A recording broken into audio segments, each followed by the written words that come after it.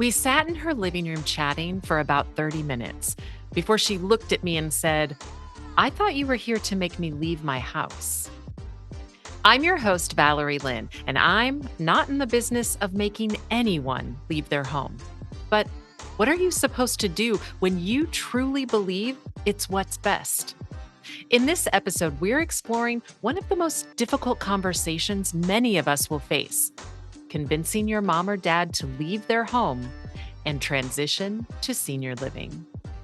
Welcome to Desperately Seeking Senior Living, a podcast for sons, daughters, grandkids, spouses, and all caregivers who suddenly find themselves tangled in the search for senior living and care. If you like today's episode, don't forget to subscribe and check out our doable download in today's show notes for a printable summary of the show and a bonus tip. You're listening to our doable tips, short answers to your questions. Don't see your question listed? Send us a note. Then don't forget to subscribe so you never miss an answer. Hi, and welcome to the show. A couple of years ago, I was working with a family that believed mom was not safe living in her home. And they wanted me to participate in a family meeting on Zoom. It kind of felt a little bit like an intervention. And this was the first time that I would be meeting their mom. During the meeting, one of the family members got a little frustrated because I was building a relationship with their mom. Enough small talk, she said. We need to get down to business here. But like I said in the opening, I am not in the business of making someone do something that they don't want to do. That's what court orders are for.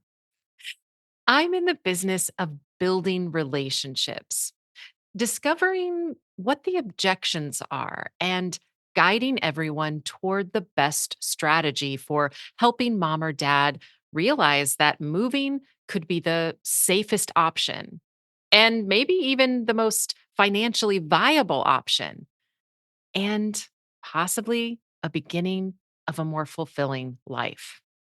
But listen, this is not an easy task. And who are we kidding here? I know that when I'm in my 80s or 90s, or whenever I might need more help, I know I'm going to want to stay in my home. And I'm guessing that you are too. And son, if you're listening right now, I'll want to be approached with empathy and kindness because change is hard. But don't worry, this episode isn't just about empathy and kindness. In this episode, we're going to explore compassionate ways to approach this really difficult conversation. But I'm also going to discuss strategies that might actually be harder on you than on your mom or dad. And I want to remind you of something really important. You're not alone. So many families face this exact challenge. And while it can feel isolating, there are resources, hopefully, like this episode, and people like myself who can help guide you. Maybe not always in the ways you were expecting. Now, I have a disclaimer. This episode isn't for those with cognitive impairment. We are not talking about dementia strategies. For more on that, check out episode 30. So, what is the first step in helping your mom or dad understand your concerns? Well, it's actually understanding theirs. And it's understanding the root of your challenge. Your mom or dad's home isn't just a physical space, right? Like your home, it's a place filled with years of memories, birthdays, holidays, family gatherings, and sometimes even profound loss. For one of my clients, it was the loss of a child. For another, the loss of a spouse. Leaving that space can feel like leaving a part of themselves behind. So when your mom says, I don't want to leave, it's not just about the house. It can feel like leaving those memories. And for many seniors, their home represents control over their lives, especially as they face the inevitable challenges of aging that we're all going to face. So it's also important to acknowledge and honor this attachment to home. Sometimes just recognizing these emotions can help open up the conversation. The next step is to understand what's really at the heart of their concerns about moving. So, apart from the emotional attachment to their home, maybe they're afraid of losing their independence or worried about what life will look like in a new place. Acknowledging these fears can help break down that resistance. So, instead of diving straight into why you think they need to move, try asking open ended questions like, how are you feeling living at home these days? Are you feeling lonely or afraid? What worries you most about making a move? Is it the cost or change in general? What's important to you when it comes to how and where you live? Are there any deal breakers? Sometimes the answers to these questions can be really surprising. A lot of the seniors that I work with feel like, as a loved one, you're just putting them somewhere and that's where they're going to go to die. And I get it. But by really listening, you're not only gaining valuable insight, but you're showing that this decision isn't being made for your mom, but with her. Let me say that again. By asking open ended questions like these and really listening to the answers, you're showing your loved one that they're a part of this decision. No one is making them do anything. Now, I know what you're thinking. Let's talk about those safety concerns because honestly, that's probably why you're here listening to this episode today. Most often, you have real safety and health concerns. And they're what's driving this decision or this idea of moving to a senior living community.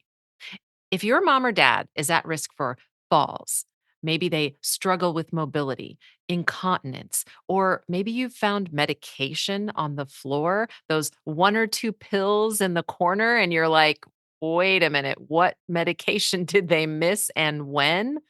Then I'm guessing you're also constantly worried. And that makes it really hard to listen. But it's important to relay your concerns in a way that emphasizes that moving isn't about taking away their independence, it's about preserving it. That fall could cause an injury, further limiting their mobility. Taking the wrong medications could cause that fall. Incontinence that's not properly managed could cause an infection.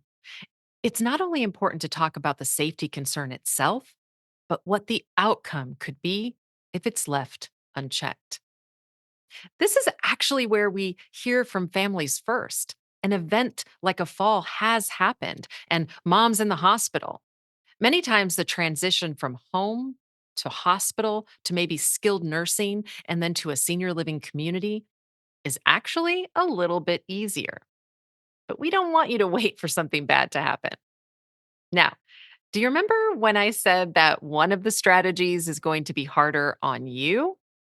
Well, many of the families over the years that we have worked with have shared that their mom or dad doesn't believe they need any help at all. And it's not because they don't need help, it's because you're the one helping. You're the one actually providing medication management. You're the one helping with incontinence. You're helping with showers. You're the one shopping and making sure that mom or dad gets their meals. And you're just a phone call away. But they don't see you as a caregiver. And many times you don't even see yourself as one. And so, one of the strategies, as difficult as it may be, is actually stepping out of the situation.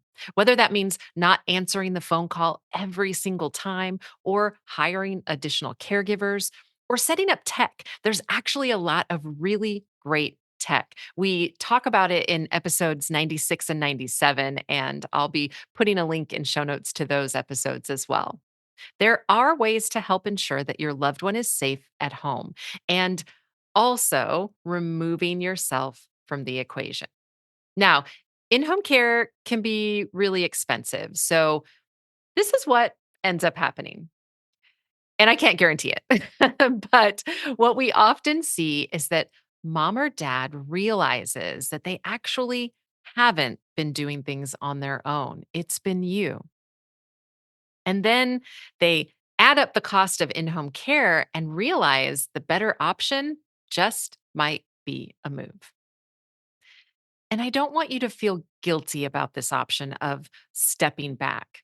This conversation is happening because caregiving is so hard, and you are a caregiver. But you can't manage your family and your daytime job and have this other job. And I know it sounds terrible to say that taking care of your loved one is a job, but it is, even if it's a job you're doing out of love. You've heard me say this before if you're a regular listener. We see caregivers get sicker than the ones they're caring for. And that's because it is such a stressful job. So, removing yourself from the situation also gives you a much needed break, and it allows your loved one to see where they really do need assistance. And we can help you do that in a safe way. This has worked for so many families. Okay, so you've had the safety conversation. You've maybe pulled away just a little safely. And now, how do you present the idea of a move in a way that feels empowering and not overwhelming? Well, one great approach is to match the benefits of a move with the things that are most important to your loved one. So, this could sound like, Mom, I know you've always really loved being social. At this particular community, you could join groups and attend events and have a whole community right outside your door. Or, Dad, I've noticed how much you still love gardening. And at this community, they have a beautiful garden where you can still get your hands in the soil, but the beds are raised. So it's going to be so much easier. The key here is to match the benefit at the senior living community with a specific hobby or activity your mom or dad enjoys. So you're making it personal. Now, I want to pause here because I hear you. I hear you saying, my dad doesn't enjoy doing anything. Mom just sits in front of the TV all day and she's fine with that. And okay, that may be true. But what did they used to enjoy? Because it might be true because they're just at home with no other option. What did they used to love to do? What do they miss? And how can we bring those things back, or even just the essence of those things? And I talk more about this in my episode on activities. I'll put a link to that in show notes as well.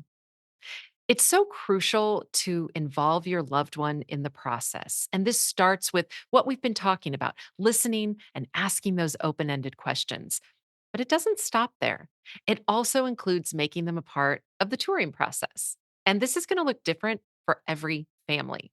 But most families find that with all the options out there, it's best to do a little research on your own first and narrow the options down to maybe two communities or one really great community that you know your mom or dad would love. And then they get to choose which apartment in that community that they want. This way, you're not only not overwhelming them or taking them to a place that may end up not even being in the budget, but you're involving them in the decision making, even if it's just in a small way. And it helps make them feel like they have control over the situation rather than feeling like life is just happening to them. Another option is what we call respite. And I talk more about this in episode 74. This is also a great option if that idea of pulling away is really not going to work for you. And that's okay if it's not. Respite is where you say, okay, mom, work is going to be insane next month, and I can't be here to help you. Or maybe you say, okay, we're going on vacation. Even if it's a staycation, I won't tell. Whatever the reason, you're going to say that you're not able to be the caregiver, but you say, I've found a great place where you can stay, and it's like a hotel. And so for a few weeks, they're going to stay at this hotel. And a hotel stay sounds way less scary and overwhelming than leaving your home that you love for a senior living community. But, and here's the cool part, it allows your mom or dad to get a feel for the community, to eat the food at a place that you've already decided might be a great fit, to meet some people. It helps dispel some of the fears of the unknown. Many times, they may even run into a few people they know. Okay, on a side note, I want to go back to something that I mentioned very briefly. You may remember me mentioning court orders. Most states protect the rights of the individual, but sometimes safety is a serious concern, and this could be a last resort. So you've tried all of these strategies, these creative ideas, but it's not working and you are really scared. You could go before a judge with documentation proving that your loved one's life is at risk and requesting guardianship. This guardianship gives you the ability to make the decisions for your loved one. But again, this is a last resort. And honestly, I rarely see this happen. The hardest conversation you'll ever have is probably an understatement. And we see families wait far too long to have it. And I get it. We're not talking about a fun conversation here. These conversations spark all the emotions and all the family dynamics. So remember to lean on your support system. You don't have to navigate this on your own. Involve siblings, other family members, or friends who have your loved one's ear, because sometimes hearing from multiple trusted voices can make a difference. Or maybe you bring in a neutral third party. This is where professionals like myself and others we've had as guests on the show can come in handy and can help take some of that pressure off you and give your mom a chance to hear advice from someone outside of the immediate family. All of this is designed to not push your mom or dad into something, to not make them do something they don't want to do, but to feel supported and heard and not rushed into the decision. Because leaving your home is never easy. And it's natural to feel a mix of emotions: sadness, guilt, relief, and maybe even doubt. And that's for you or your mom or dad. And family dynamics do play a big role. But remember and remind them that you're doing this out of love and concern for their well being. By approaching the conversation with empathy, patience, and compassion, you're making sure they have the best quality of life moving forward. And hopefully, this episode helps make it a little more doable. Today's episode is brought to you by ClearPath Senior Living Solutions. ClearPath helps families find assisted living, memory care, and other resources. Find our contact information in today's show notes. Check out this episode's doable download in show notes for details, including industry terms and definitions we discussed, as well as a bonus tip from our guest. Have questions or your own tips to share? Leave us a message. We'd love to hear from you. And until next time, make it doable.